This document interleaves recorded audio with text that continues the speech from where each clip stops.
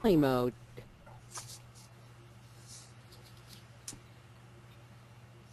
Good afternoon, everyone. Welcome to the second session of our 2012 summer webinar series from the Ecke Ranch.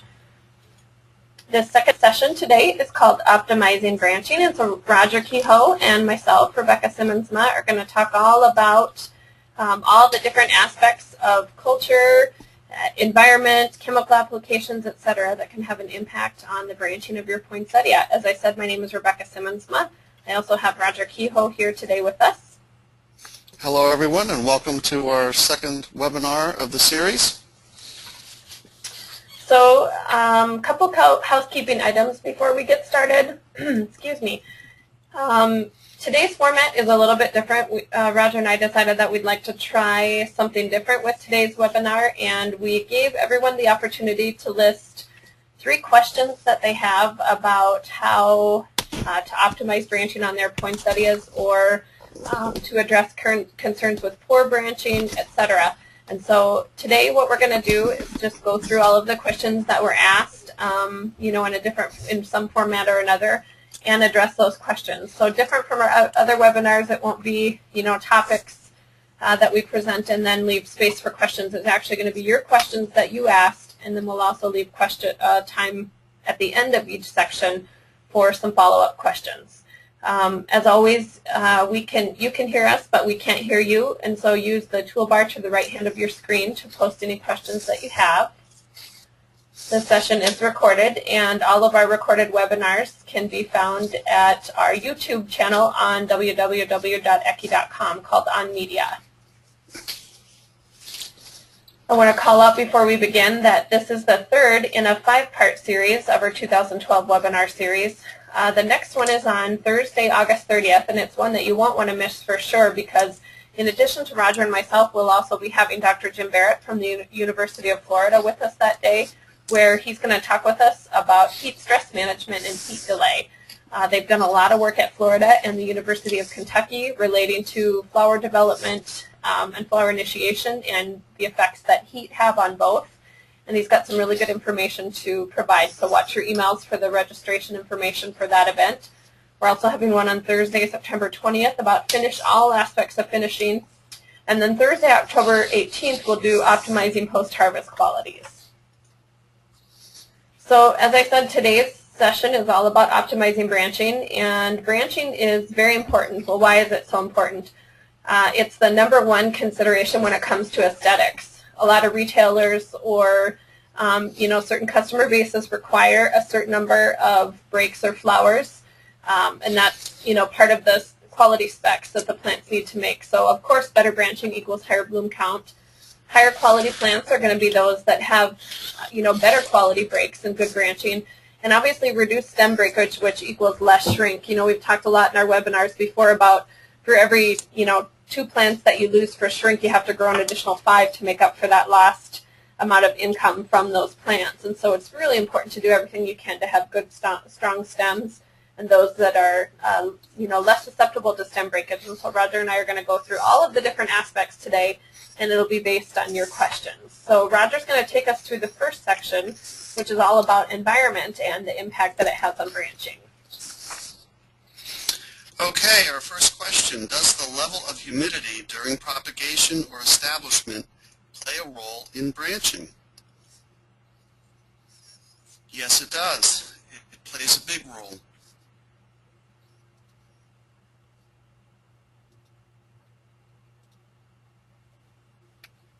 If the humidity is too low, during this time the axillary buds and the stem tissue can harden, resulting in reduced break count or uneven breaks after pinch. So in the early stages of propagation, you want a relative humidity that's very high. Keep the tissue from hardening, keep it from being damaged, and keep those axillary buds alive and soft and active. In the toning environment, after propagation, after transplant through pinch, maintain a higher relative humidity, as high as you can, in the 70 to 80% range. You won't have botrytis issues at this time, and it's good to protect the plants, because if it's hot and it's humid, there's less stress on the plants while the humidity is high. Transplant on time. Cuttings held over for too long and stressed may also branch poorly. Basically, it's a matter of the wood hardening. Maybe the cutting stretches and you don't get the branching response that you're looking for when that happens. Another question, do light levels play a role in branching? Yes, low light may result in weak growth and stretch lower laterals that are prone to breaking later in production. And low light can reduce right after pinch, may result in weak lower laterals. The plant can't support all the shoots that form if they're weak, and during vegetative growth phase, light levels should be at least 4,500 foot candles. And here's an example of weak growth from low light. Some of the shoots just didn't develop, and you can see uneven development, kind of large leaves, soft and floppy. So keep the light levels good, although that said, high light levels are not necessarily, very high light levels are not necessarily beneficial to the plants. High light, shade the crop at transplant. Cutting should be acclimated to at least 2,000 foot candles coming out of propagation. So coming out of prop, they're still a bit soft, and it's not good to put them out onto the floor or onto the tables in full sun. It's typically too hot in most of the country.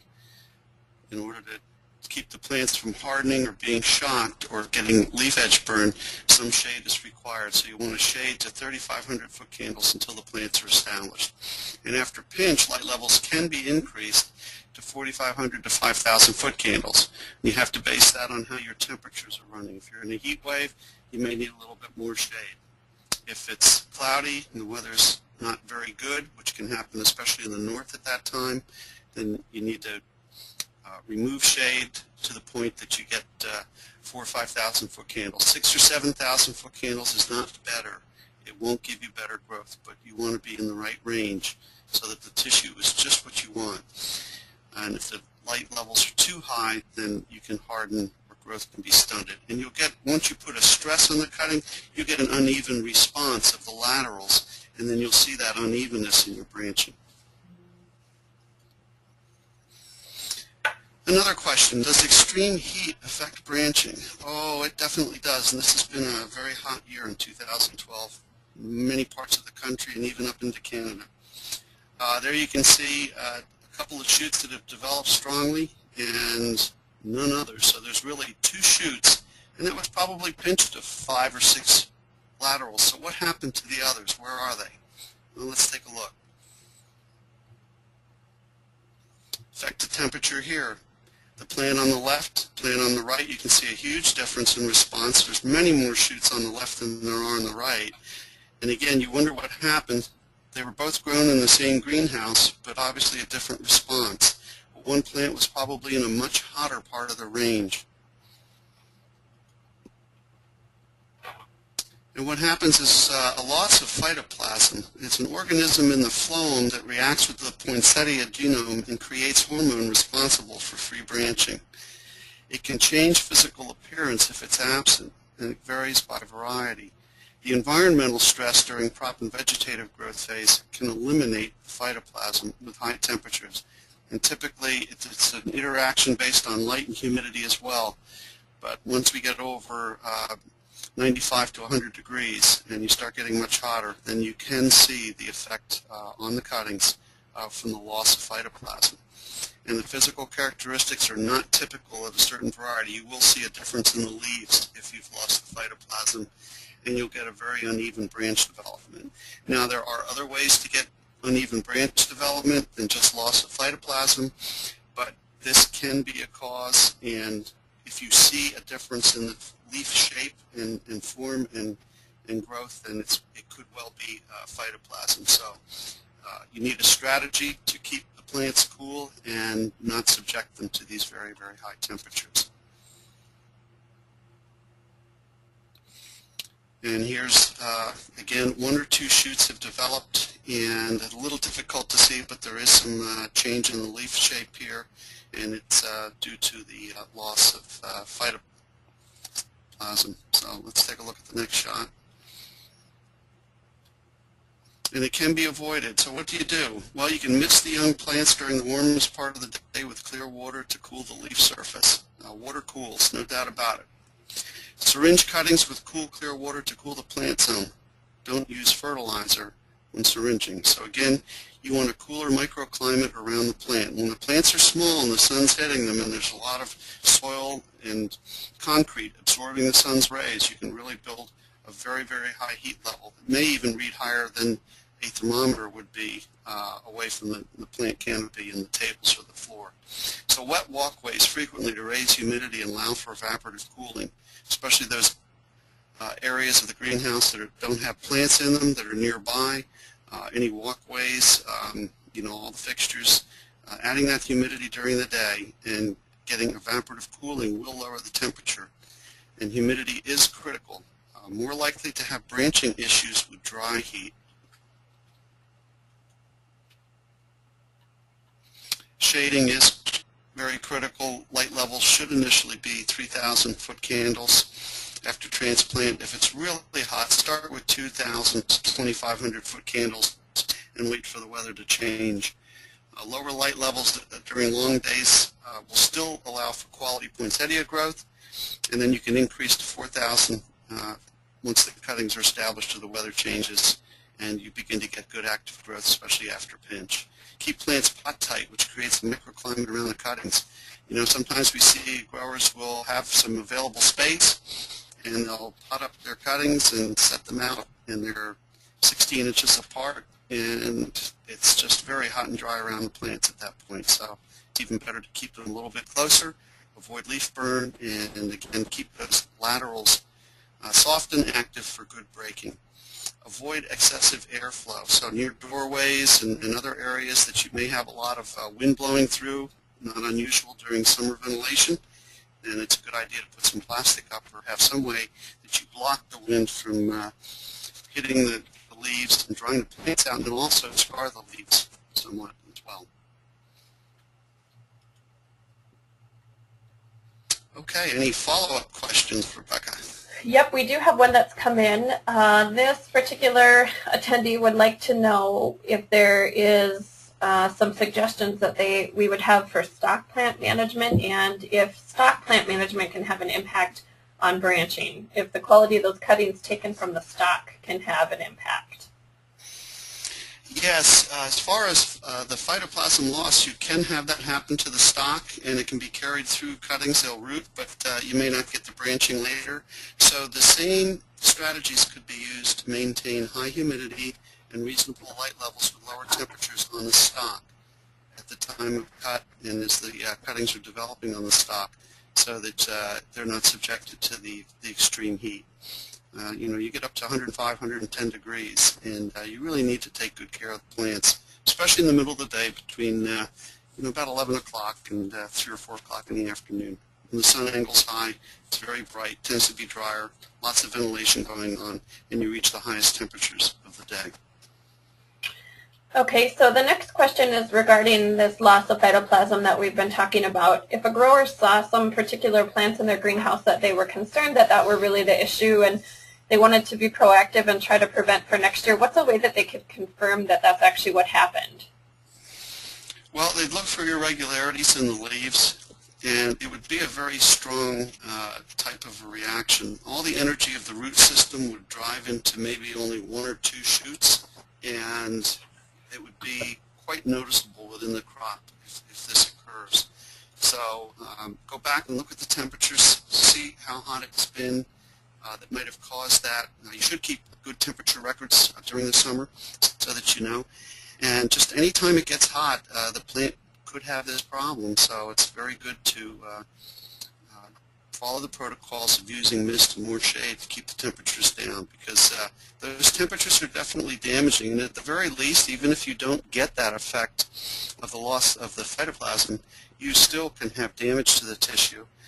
You can get uneven branching just through the sheer stress.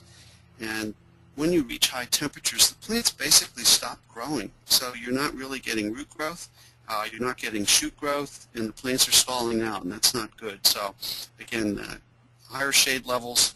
In propagation, you can be as low as 1,000 or 1,200 foot candles and keep a lot of heat out with that light level and keep the plants cooler. So you have to be very careful, and some varieties and some colors are more susceptible to this type of damage than others.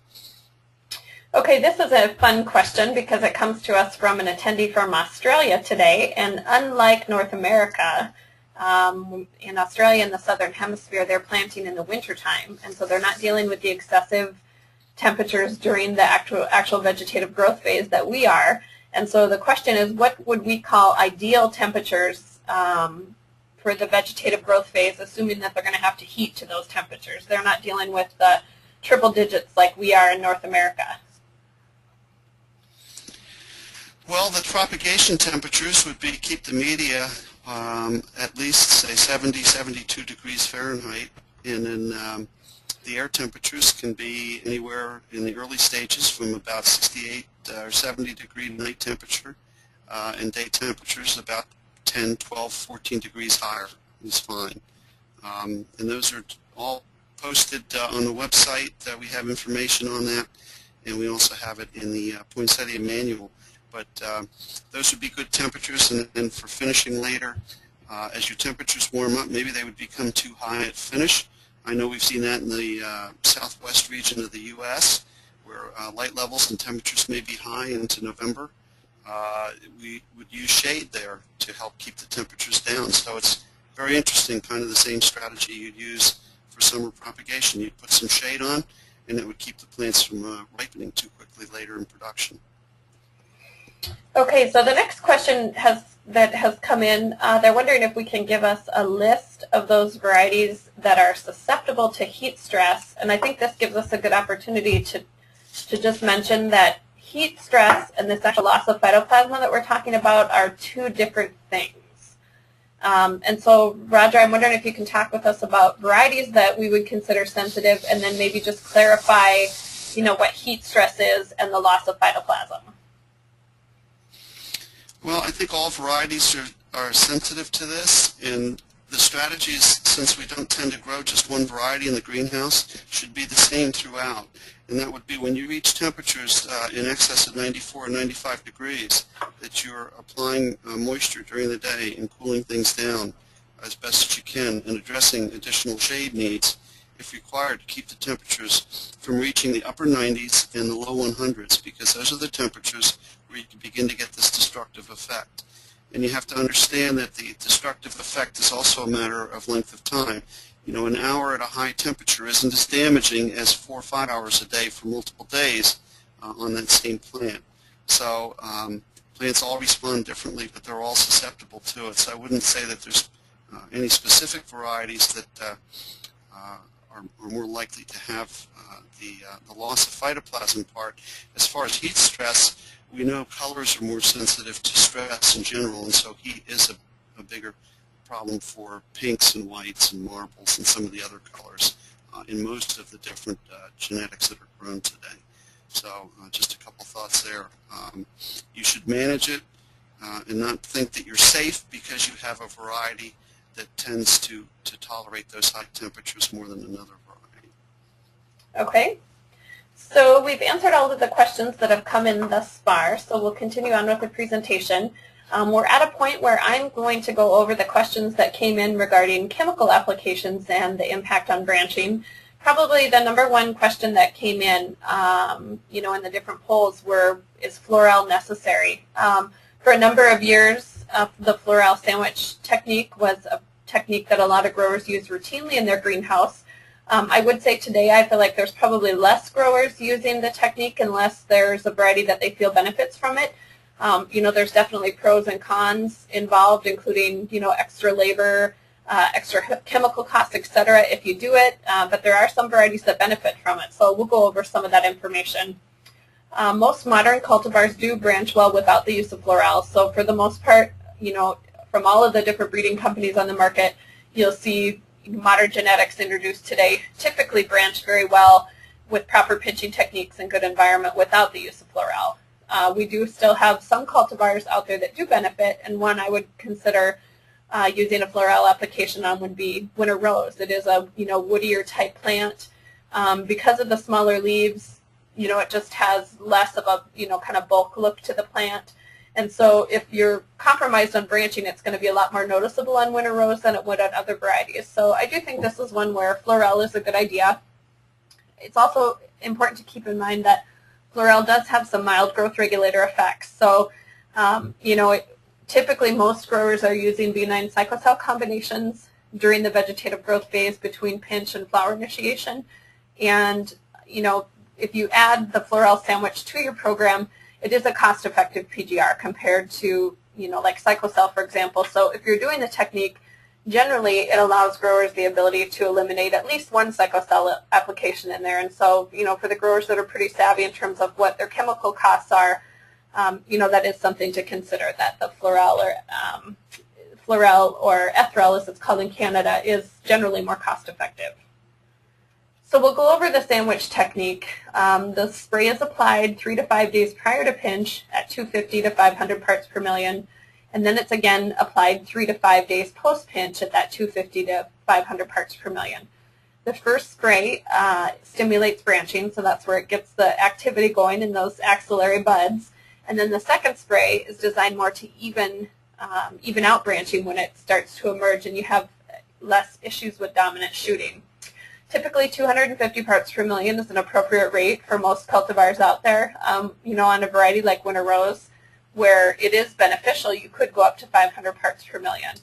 It's just important to remember that Florel is less effective when environmental conditions are stressful and higher rates are needed in high heat, low relative humidity, and high light. So basically, for most of us in North America this year, that's what we're talking about.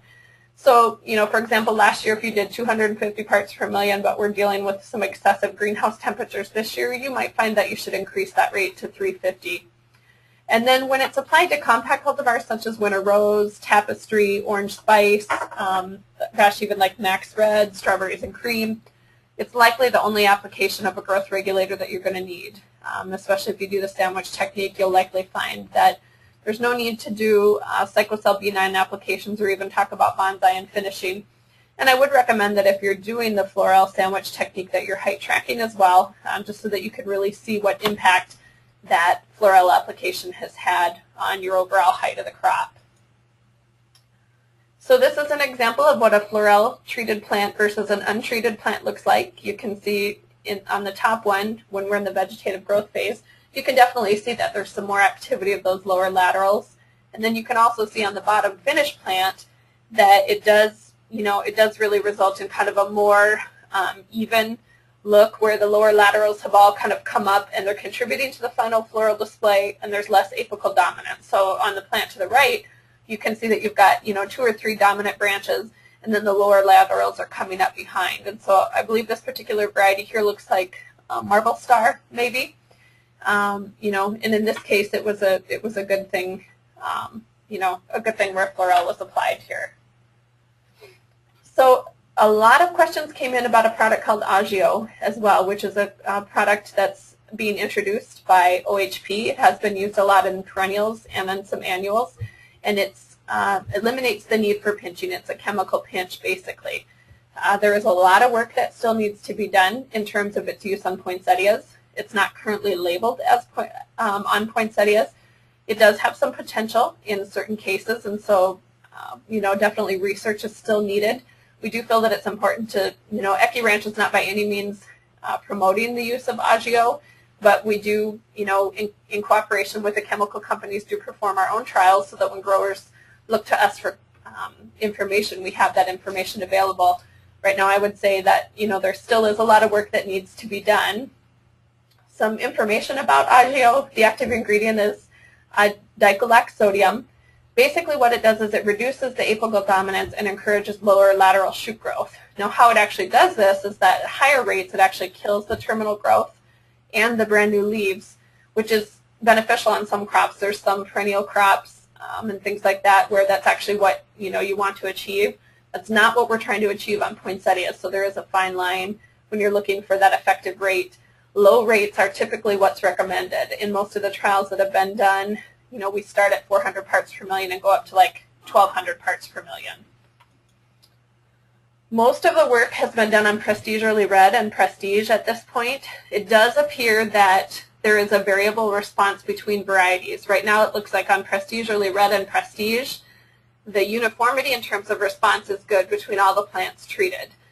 It means that, it worked relatively well between all the plants treated. Now, on other varieties like Jubilee, Enduring, and Advent, there was definitely a variable response. So maybe it produced a desirable plant in one treatment, but in the next treatment it wasn't so desirable. And it looks like on Advent, there was basically no difference in the plants that were treated versus untreated. Best take-home message today for Agio is trial, trial, trial, and it is not labeled right now on poinsettias. They're definitely working in that direction, but if you'd like to trial it in your own greenhouse, definitely trial is the key word. Small number of plants, and gather as much information as you can before you go forward with the treatments.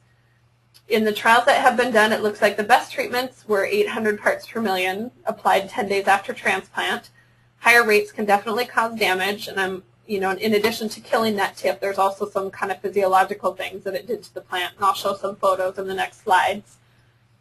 400 parts per million was also trialed, and it looks like that had no effect at all. And then also 2 applications of 400 parts per million applied at day 5 after transplant and day 10 after transplant, and that was also not effective. So here's some photos here, and you can see this is Prestige Early Red. These photos were taken at University of Florida last year. The plant to the left is non-pinched and non-treated. So that's typical of what we would see from a non-pinched straight-up plant, where you've got one big large flower at the top, and the smaller lower laterals, are coming up from underneath, but not reaching the top of that terminal shoot.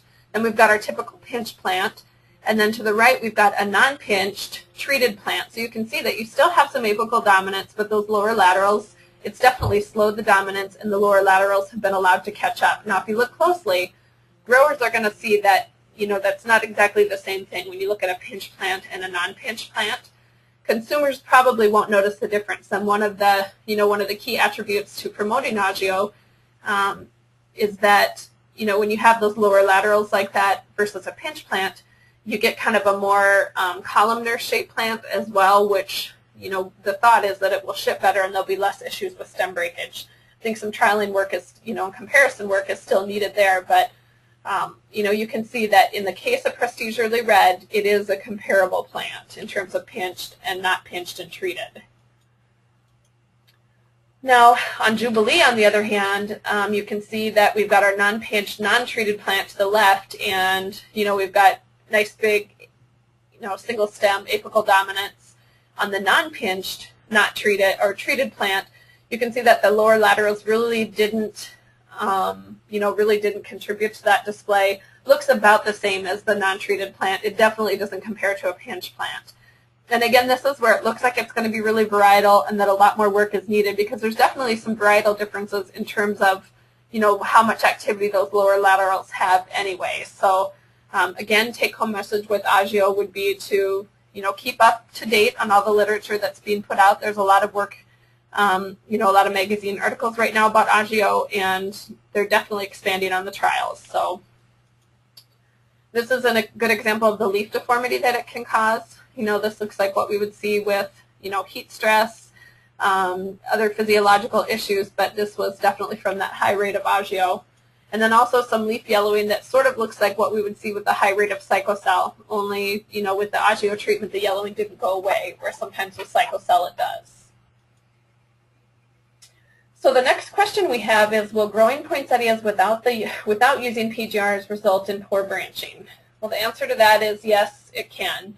There are still some varieties on the market today, that are very vigorous, tend to have soft, more, sometimes what we would call weedy growth, that definitely benefit from especially some benign Psychocell applications, maybe even some low-rate bonsai as they're actively growing to help keep the growth even and toned. The growth rate of those branches can just be so fast and so vigorous that as the plant matures and the flower matures, it just can't support the weight of that flower, and so it's better to keep those nodes, stacked and toned, and definitely at a good branch angle. Snowcap is a really good example of that. This is still one of the #1 selling whites on the market today, even though it's a very, very vigorous cultivar. And this is an example of what Snowcap can do when it's not growth regulated. You can see that we've got some dominant branches, some lower laterals that are coming up, some difference in flower timing, which can also be an issue when branching is an issue.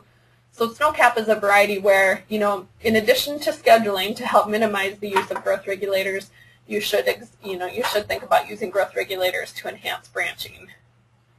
Here's another picture where no PGRs are used, and the comment that I would make about this picture as well is that, when we look at these pictures, this does look similar to the one that Roger showed us earlier where loss of phytoplasm is an issue.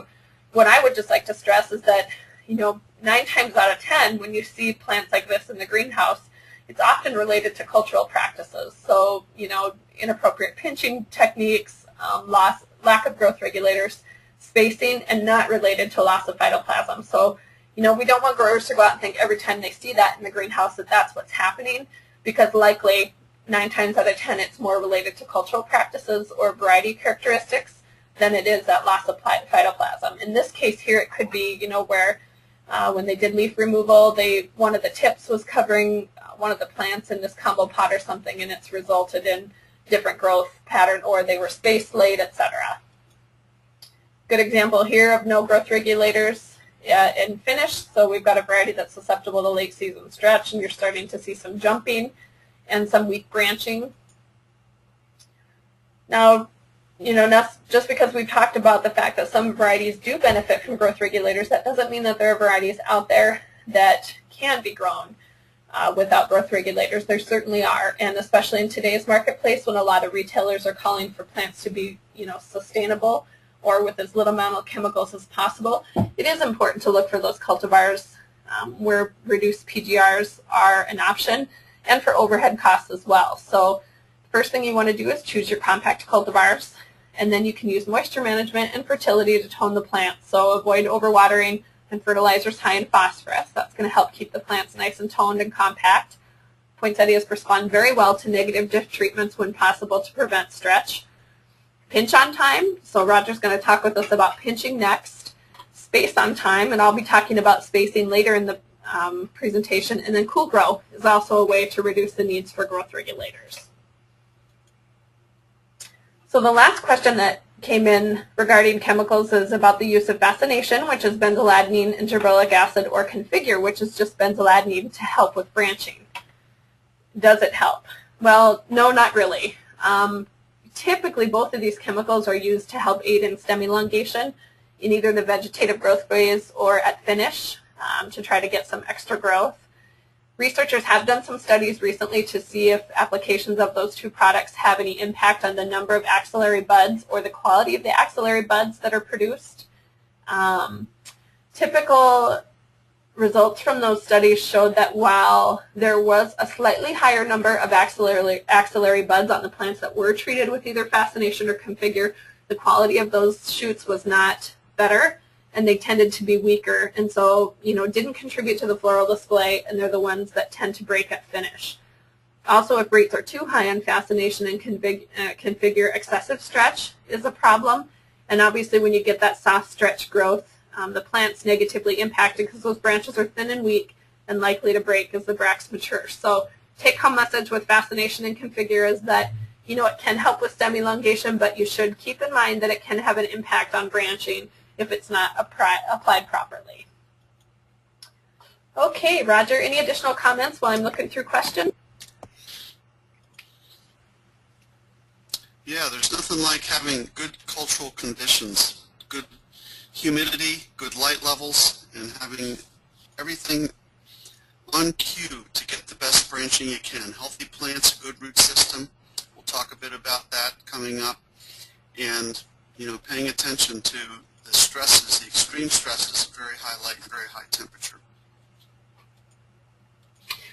Okay, good comment. Good question here about Florel. And this particular attendee says, possibly still confused about the Florel message. They've used the sandwich technique year after year after year. Definitely looks like they can't say for sure that it makes a difference one way or the other, and so think maybe they just use it as a crutch. Wondering, again, what our take-home message is on Florel. Do you have any comments there? Yeah, originally when the program was coming out and growers were trialing, the rates I think tended to be higher. I don't think I know of many growers today using 500 part per million sandwiches before and after pinch. Oftentimes it's 200 to 300 parts per million before and after. And they can get into trouble. We've seen small plants with small leaves. If they continue to use growth regulators they were using before they started doing the sandwich, you really need less growth regulator early in the crop if you're using the Florel on that sandwich. So you have to make an adjustment. Nothing like practice and not doing the whole crop and working your way into it with some experience before you take the risk of using it on everything. Okay, let's see. The next question that's coming is regarding the use of fascination and around the time of mechanical pinching, and we're going to cover that in the next section. Okay, another question about Florel. Time, that's one of the things that can be an issue with Florel is actually timing those applications. You know, it's 3 to 5 days prior to, then you pinch, then 3 to 5 days post-pinch. So you've got the weekend in there, you've got to figure out when you've got labor to pinch, etc. Sometimes growers find that they can only get one application in. Wondering what our thoughts are on that, if there's any benefit to just doing one and not both. And if so, you know, if you weren't able to do both, which would you do, the first or the second?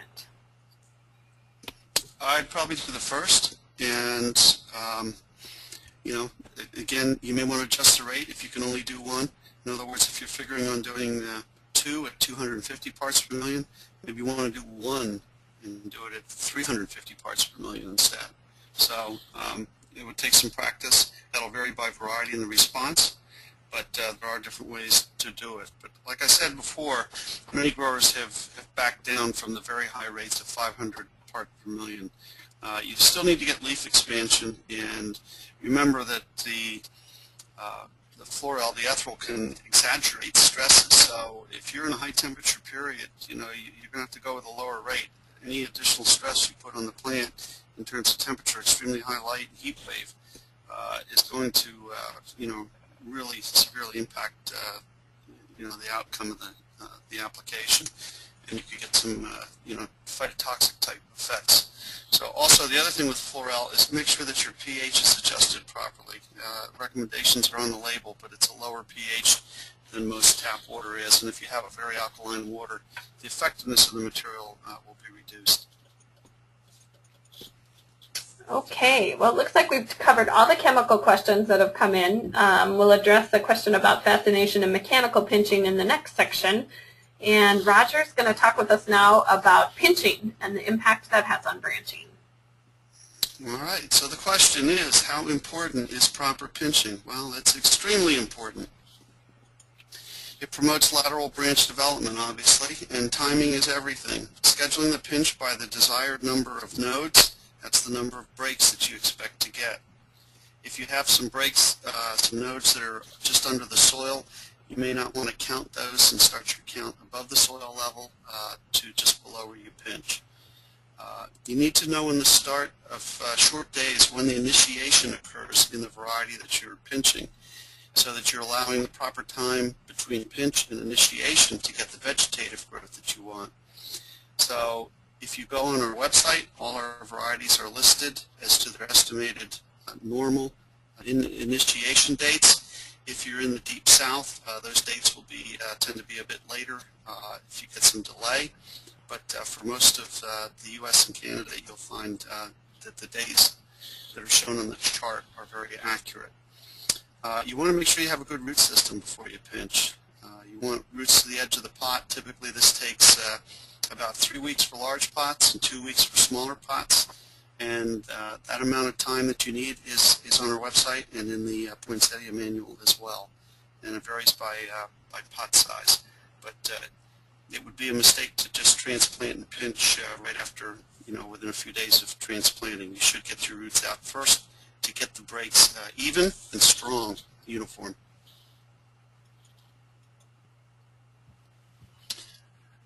Typical node counts for a 4-inch pot, you may want 4 to 5 nodes. That would yield 4 to 5 blooms, of course. 6-inch, 5 to 6 nodes, and an 8-inch, 7 to 8 nodes. There's no advantage to leaving 10 or 12 nodes. Typically, that results in a taller plant at the time of pinch, and the lower breaks tend not to develop properly anyway. The plant can only produce so many good quality, strong stems that won't break from a single pinch. So it's a good idea to count. And here you can see the grower has done a very high pinch with the leaves removed on the right. You can see I don't know, I haven't counted them, but there's a lot of nodes in there, maybe a dozen nodes and laterals coming up. And what you get is what you see on the left side is the stove piping, and most of those lower shoots just make it up 4 or 5 inches and don't get to the top of the plant for a good display anyway. So this is an effect of waiting too long to pinch, or just trying to put too many branches on a cutting. You've got a long time between transplant and initiation or pinch there, and then you shorten your time to initiation, and the final appearance is not very attractive, and you end up with just a lot of growth underneath. For pinching techniques, you've got a hard pinch, which requires removing all immature leaves, and not all cultivars respond well to a hard pinch, especially if the environmental conditions are stressful. What happens is the shoot gets to be older and a little woodier, and then you don't get good branching and breaking action, and you end up with dominant branches coming out off the top near the pinch itself at the top of the stem. A soft pinch is okay, especially on smaller containers, 4-inch pots, 6-inch pots. You want to remove the shoot tip and the smaller immature leaves, and a soft pinch is used if a hard pinch isn't possible. Plants aren't ready to be pinched on schedule and the pinch is delayed, so you can go with a very soft pinch and then do some leaf removal to still get some breaks. That way you're basically leaving your node count underneath the pinch. It's not as desirable as a proper pinch, but it will give you the node count that you're looking for if you've had scheduling problems. And here on the left you can see the tiny tips that are removed on the small leaves of a soft pinch. In the medium pinch you can see you've got those tiny tips, and then you've got one leaf that's almost fully matured, and on the right you've removed at least a fully matured leaf or two, and then you've got some unfolding leaves and some leaves in between as well. So the hard pinch, the risk there is you're almost taking a cutting off the tip, and what you leave behind tends to be pretty woody with a very stiff stem, and you may not get the breaking activity that you want. So pinching on time is important, no doubt about it, and it's very good to have labor available to get that done on schedule. Here we've got removing leaves for increased light penetration. If plants are crowded, you've got those big leaves laying in there. What they'll do is they can reduce horizontal branching. You can reduce stretch and enhance stem caliper by allowing the light to come into those stems. We've got some more pictures of impact of big leaves covering up.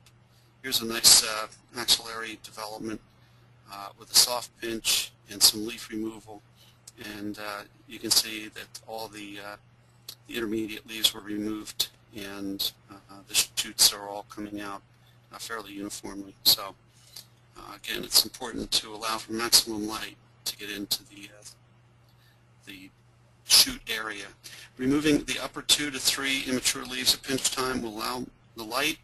Immature leaves exert apical dominance over the axillary buds. They actually produce an auxin that hinders the development of the axillary, so if you remove those leaves, you'll get a better development of the shoots underneath them, and they'll come out more uniformly. So you can see in the bottom there, the bottom shoots are developing very well, very quickly near the soil, and they will make it up to catch up with the ones up near the top of the plant very effectively. And here's an example on the left there. You can see 2 plants, but where's the third one? And if you look on the right, it's underneath the leaves. Once those leaves are removed, you can then see the shoots coming out, but they are behind the others, and that's because they've been covered. So when you do multi-pots, 2, 3s, 5s, it's very important to make sure that your shoots are not covered up by big leaves from neighboring plants.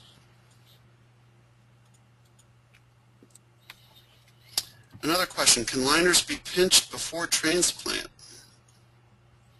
Well, they can be, but it's not optimal. If poinsettias are pinched before there's an adequate root system, branching will likely be weak.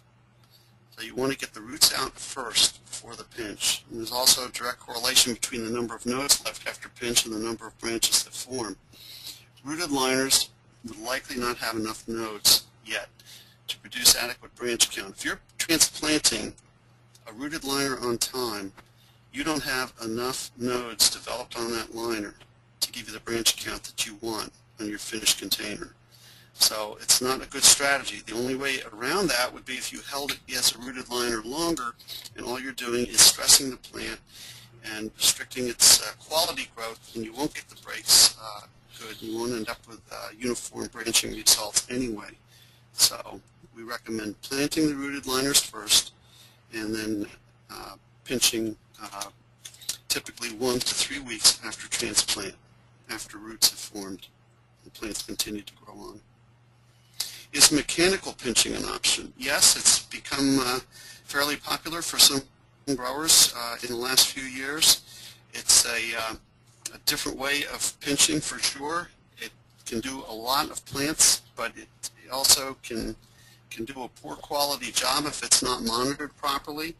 You need to make sure that the plants are all at the right stage, that you've got roots, and that you've got a good strong plant that you're pinching.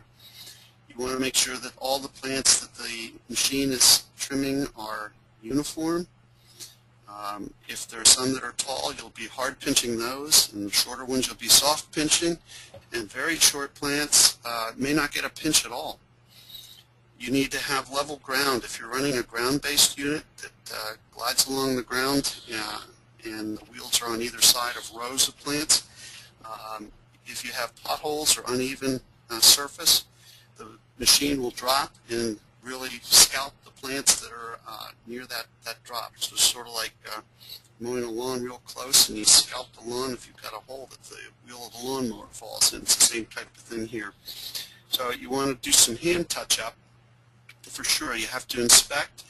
You need to have really good quality workers do this operation, because it needs to be watched carefully and monitored so that the plants are right, the machine's set right, and the cutting is giving you the pinch that you're looking for.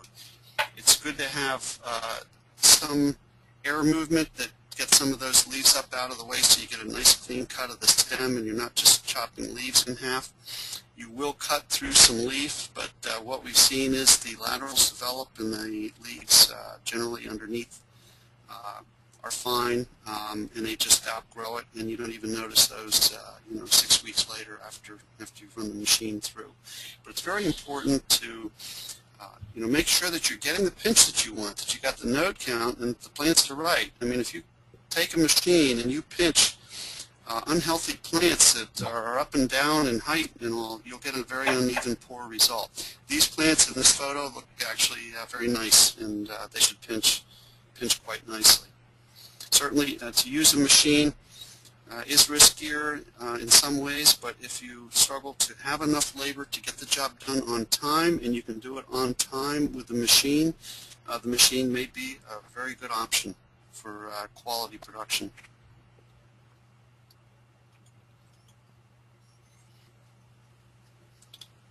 Any follow-up questions?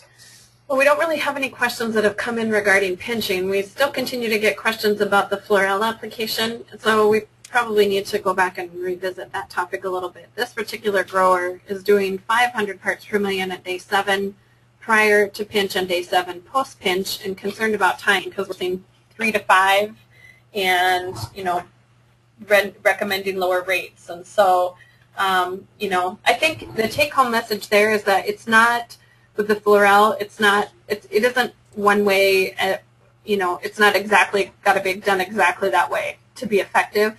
Roger mentioned you could do the first application, you can do the second application, you're going to get different things. If you don't do both applications, rates are obviously going to vary in different greenhouses, and also that timing is not set in stone. You're going to get some type of, you're going to get an effect from it even if you're 2 days delayed on either side. So I think I wouldn't get as hung up so much on the days prior to pinch and post-pinch, obviously, as long as you can keep it in with like that week window, and then know that rates are obviously going to vary depending on environmental conditions. So hopefully I kind of cleared up that a little bit. Another question that had come in prior to that was about using fascination with the mechanical pinch, and this particular attendee has talked with a grower that's applying B9 cyclocell beforehand so that they've got nice even cuttings, and then coming in a couple days before with fascination to get some stem elongation, and then finding that they have to do B9 cyclocell afterwards again to kind of counteract the effects of the fascination.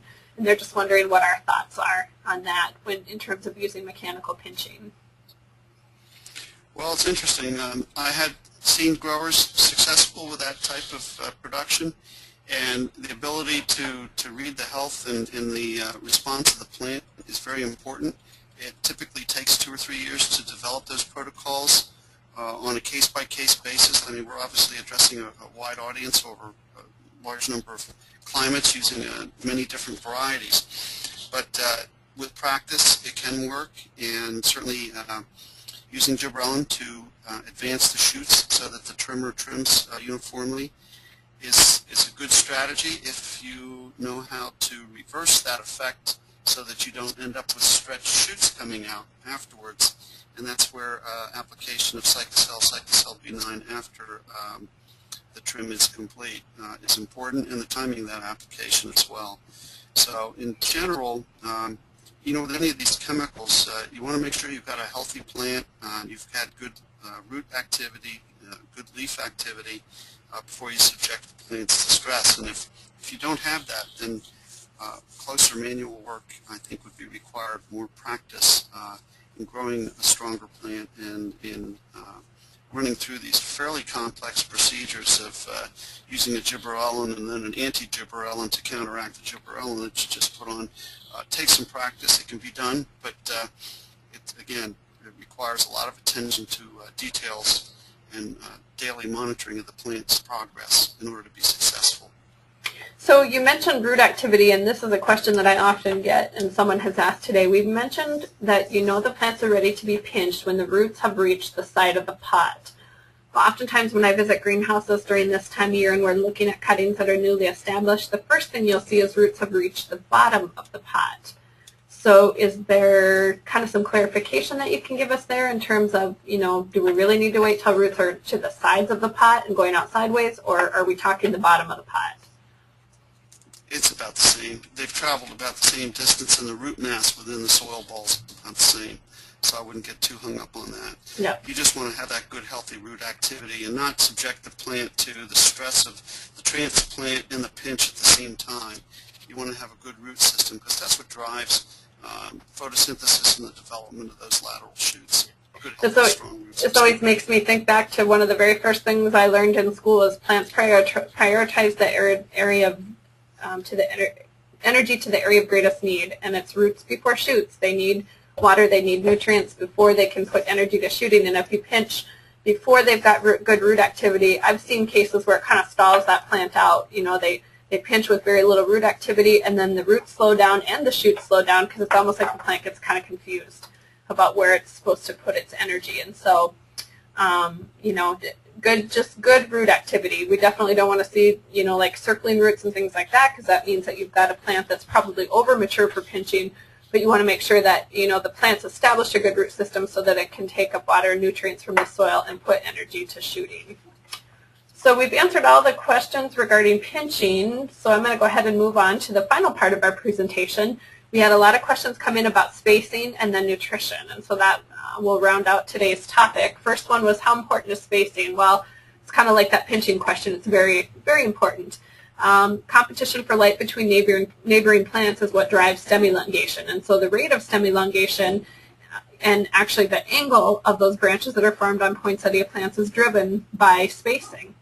Tighter spacing early promotes V-shaped architecture, so when they're spaced too quickly, the branches tend to grow out looking for light more than up looking for light, and you'll get those lower horizontals that are weak and tend to break later. As new shoots begin to elongate and leaves expand, competition for light will drive stem elongation. So we always want to space the plants so that, they're always sort of competing with each other for light and driving that stem angle upward and not out. Plants must be spaced before leaves begin to overlap, so we call that canopy closure. the degree of canopy closure, determines the rate of stem elongation basically, and so the more canopy closure you have, the faster they're going to stretch.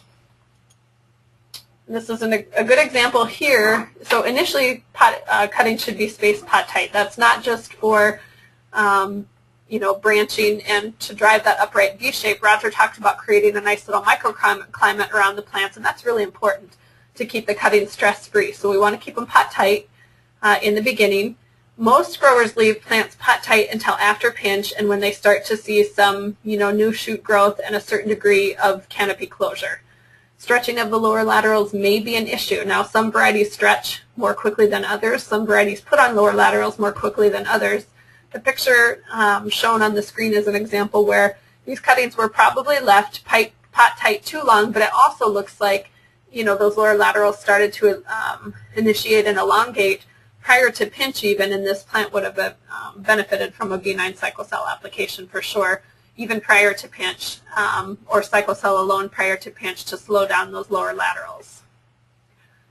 So recommended spacing, and this is just an example. We find that it varies depending on the market that you're growing for, the type of greenhouse environment, etc. But we have some minimum and some ample spacings on the screen.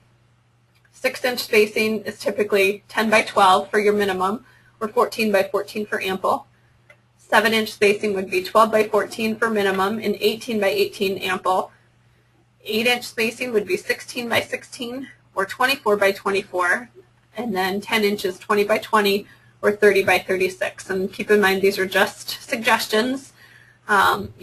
It's not the exact spacing that you need to go by, and it does vary depending on the market and greenhouse environment. But just, if you're looking for some general guidelines, this is what we would recommend. So this is an example here where not enough space. These are at final spacing. They haven't, just barely starting to show sign of first color. Got a lot of growing left to do, and there's already, basically 100% canopy closure or close to it, and they're probably going to see some issues with late stretch. So these particular plants were not spaced well enough versus possibly too much too early. So eventually when these close in, you'll probably see that this is adequate spacing, but early you'll probably see some lower laterals form at more of a horizontal angle just because of how much light and area those plants have around each plant. And this is what it looks like. So if you space right away, you're going to get those horizontal branch angles, and those will likely break off, the minute that plant is removed from the growing area to pack for shipping or to go to the retail environment, those branches are going to be the ones that break. This is one that was spaced too late. So you can see you've got that real stove type effect. Branching is weak. There's probably some low light issues here related to space. Just not a good example. Those branches are weak. They'll likely break. And this plant probably will need some type of support for it to be in the retail environment. These are good branch angles. This is an example of a plant that was spaced on time. Pinching techniques were proper. Looks like this grower's really got culture dialed in. This is what we want to look for here because we've got branches that all contribute to the canopy, to the floral display, and will likely not break and finish. So the last question that we'll address today is how does fertility's role have an impact in branching? Well, it's not really an easy answer other than that if plants are showing signs of nutritional stress at the time of pinching or the new growth after pinch is showing nutritional stress, branching can be weaker. I think that the take-home message today with nutrition is that you need to have good quality culture in place and good healthy plants with a healthy root system, good growing environment in order for them to branch to their optimal potential. So, that's the take-home message today. We're not going to spend a lot of time on a fertility program because we'll do that in another webinar. But just, we want to have sound nutrition. So we're checking EC and pH regularly of the media and of our water source to make sure that we're supplying adequate nutrition and just monitoring growth to make sure the plants are healthy. So in summary, we'll kind of summarize all the things that we talked about today. Poor branching is generally the result of different areas. One would be a stressful environment in propagation or establishing, possibly in the stock plants, as we mentioned earlier. Growing without the use of growth regulators, spacing too early or too late, light levels that are too high or too low, and improper pinching techniques. And that would include pinching too early or too late and then the technique used. To optimize branching, we want to keep the propagation and growing environment nice and humid. So as Roger mentioned earlier, poinsettias can take it hot. They're a tropical plant, but what they don't like is dry heat. So, you know, on those hot days, if you can do everything you can to keep the greenhouse environment nice and humid and conducive to good vegetative growth, that's going to help minimize stress. So we want to minimize stress from high heat. We do have a couple bulletins available. One is called Minimizing Managing Heat in the Summer Greenhouse Environment, and then we've also got one called The Effects of Heat. Those can both be found at our bulletin board at ecke.com, and there's some good information there. We want to use growth regulators on vigorous varieties, grow pot tight until the leaves begin to touch, and then consider an intermediate spacing before final spacing if possible. So that's where we're talking about that degree of canopy closure. Pinch when the roots have reached the edge of the pot and aim for a soft pinch because in general most varieties respond well to a soft or medium pinch, and then provide good nutrition. So we've got some time for final questions. Roger, do you have any additional comments while I'm looking through the final questions? Yeah, Rebecca, I was just thinking about what's so different about poinsettias versus our spring crops when we're propagating those and pinching those and trying to get them to grow properly. And I think there's really three things with a poinsettia. One is it's a short day plant, and the quality of it is determined really pretty much before the flowers are initiated. And it's during a very stressful, hot, bright, sunny time of the year. So all these discussions about microclimate are very important because it's a short day plant and it's difficult to fix it later as conditions get worse in October, November as the crop matures. So paying attention up front is where the quality is really built into the plant. We have hot propagation when we start. We use a lot of water, and we talk a lot about the microclimate and maintaining humidity. Well, obviously, in a February geranium propagation, that's not an issue, but poinsettias in July, it's an extremely important issue, and the light levels need to be cut back. Generally, in the winter, of course, we're trying to get more light on the crop. So there's a tendency to think that more light is better, but that's working for spring crop propagation, but not really poinsettias. Too much light is a problem. And third, poinsettias are really a very succulent plant. They're not as hard and woody as some of those spring crops. And so the response of the plant to its environment, the microclimate around the pot, humidity and light levels and air movement are more important, more critical to quality than they would be in a geranium, for example, or a petunia. Okay, good comments. So one last question that's coming about spacing is regarding, you know, when you're establishing your spacing and if you're going to go with ample or, you know, minimum spacing, when you're calculating spacing, is that based on from the center of the pot or the side of the pot? Good question. Well, we base it on centers. So if we say we're on a 12-inch or 14-inch center, that's center to center, and depending on the pot size, then that could be, say, you know, anywhere from 3 to maybe 6 inches, 8 inches between the pots. So again, early in the stages, you know, it's good to keep the pots a little closer together, especially where it's hotter on the early crops, and then space them out to full spacing for finish later, which may not be needed until September, October. And if there's other crops like chrysanthemums being grown, that spacing may not be available until September or October. So it works out okay. Okay, so this particular attendee wants to know if we can, you know, we talked about using growth regulators for optimal branching and talked about how it's probably a good idea on vigorous varieties. If we could just review quickly what we would like to see for B9 cyclocell rates, you know, during the vegetative growth phase, and then what our take would be on bonsai microdrenches during the vegetative growth phase. I can go ahead and review that one. In terms of B9 cyclocell, you know, we like to sell, the highest rate that we like to go on the B9 would be 2,500 parts per million. Cyclocell can range anywhere from 750 to 1,500 parts per million. As hot and dry as it's been, we probably want to keep that cyclocell rate lower so that you don't see damage from the cyclocell. So 1,000 parts per million on a vigorous variety in combination with the B9 at 2,500 parts per million is appropriate. In terms of bonsai microdrenches during the vegetative growth phase, there are some vigorous varieties that I know growers are using it on, like Snowcap, maybe a Monet, you know, some of those real vigorous varieties. The rates that you would use are the same that you would use after flower initiation, so like 0.1 to 0.2 parts per million. Very low rates, And probably, around the time of flower initiation is when plants are most sensitive to growth, when the poinsettias are most sensitive to growth regulating. So if you can, not use those bonsai microdrenches, though, it certainly can be done because there's definitely a lot of information out there available about using it all the way through. Just keep in mind that the bonsai stays in the plant a lot longer than benign cyclocell does, and so you have to adjust for varying environmental conditions and be careful with that.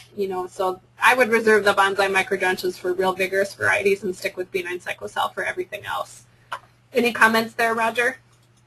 Yeah, just realize that bonsai does have an impact on the root system as well. So it's one reason you're really better off to go through those early stages, certainly before pinch, using benign cyclocell, where you'll allow the roots to develop with that versus trying to drench early on because you can stunt the roots. Yep, good comments. So it looks like we've addressed all the questions that have come in either prior to the webinar or during the session. Just want to comment again that you should watch your emails for future invitations for the 2012 series. Again, on Thursday, August 30th, we'll have Jim Barrett with us, so that'll be a good session. And as always, we have a number of resources available. This session will be posted live on our website about 24 hours after the session. We've got lots of tech documents on the website, including our live interactive bulletin board. And I can be reached by phone and email as well, so lots of ways to get the technical help that you're looking for. On behalf of the entire staff at the Ecke Ranch, I'd like to thank you for joining us today, and we look forward to talking with you next time. Thank you. Bye-bye.